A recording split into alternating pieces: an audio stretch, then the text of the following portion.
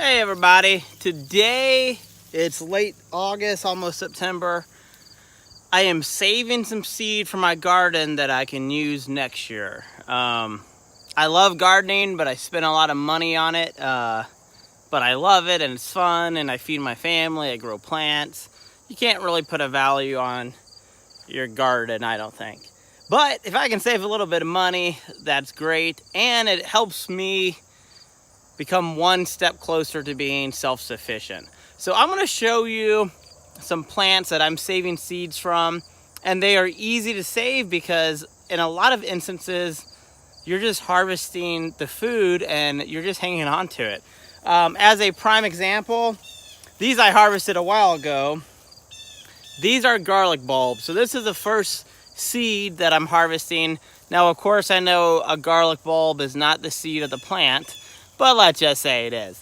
So I am harvesting or hanging on to my garlic. I actually harvested this a couple months ago, but I'm about to plant my garlic again in probably a month or so. So I am never going to buy garlic or I guess garlic starts ever again if I keep up with it, hopefully.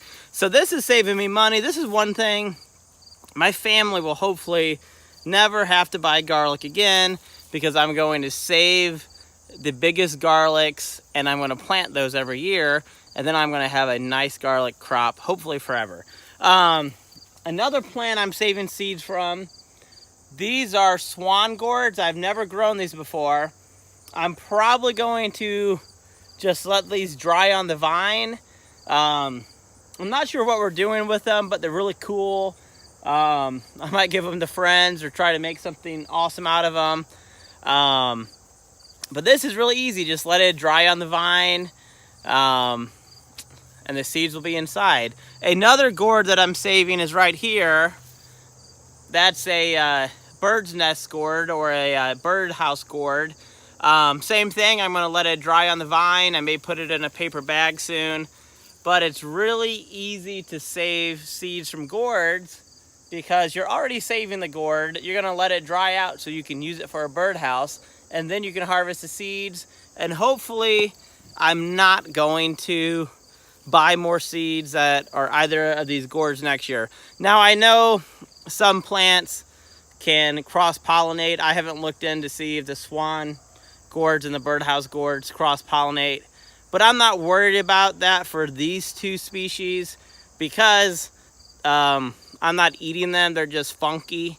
So if they do cross-pollinate and I get something weird, I mean, these things are already weird, but if I get something weird out of these two gourds, I'm not going to care because that'll be kind of cool, actually.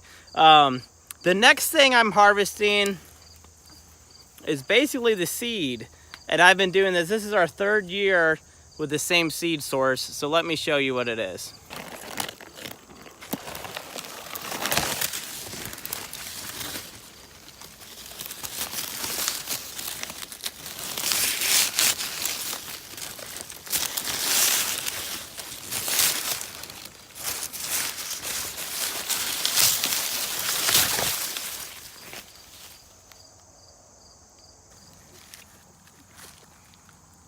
What you doing, kid?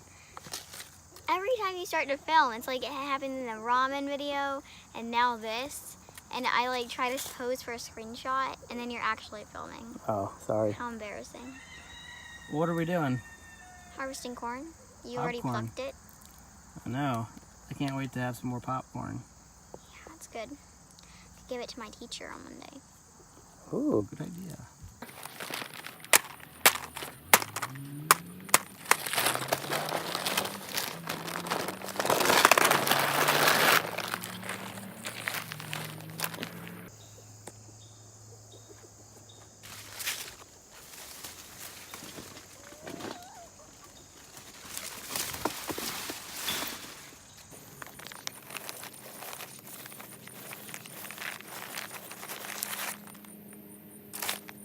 Sunflowers are such a fun plant to grow in the garden, and for years I was saving my sunflower seed, and then we moved to the farm and I kind of lost track of the sunflowers I had. But these are the Russian mammoth.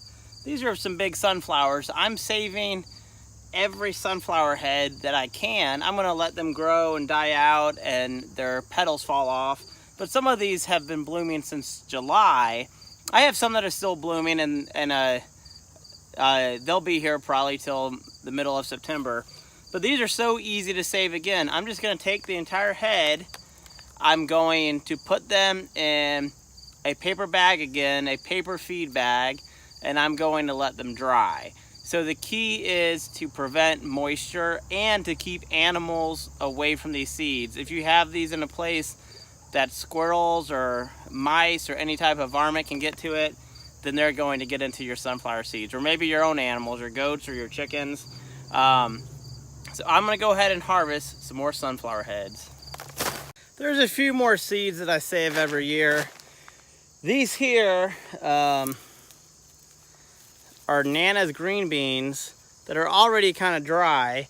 So these are fourth generation beans, maybe fifth generation, but fourth generation beans that have been in Amy's family for almost 100 years, I guess. So I'm gonna harvest these, I'm gonna let them dry, and then next year we will have seed that's been passed down every year in Amy's family, which is pretty cool. Now, I also like to harvest the purple ones as much as I can instead of eating these, and then maybe one day we'll have a lot more purple beans and green beans, and it's just kind of cool. So these are simple. I'm just gonna pop them open. Seeds are inside, you eat them, but instead I'm gonna pop them open, put them on a paper towel, let them dry, and then this is our seed for next year right here.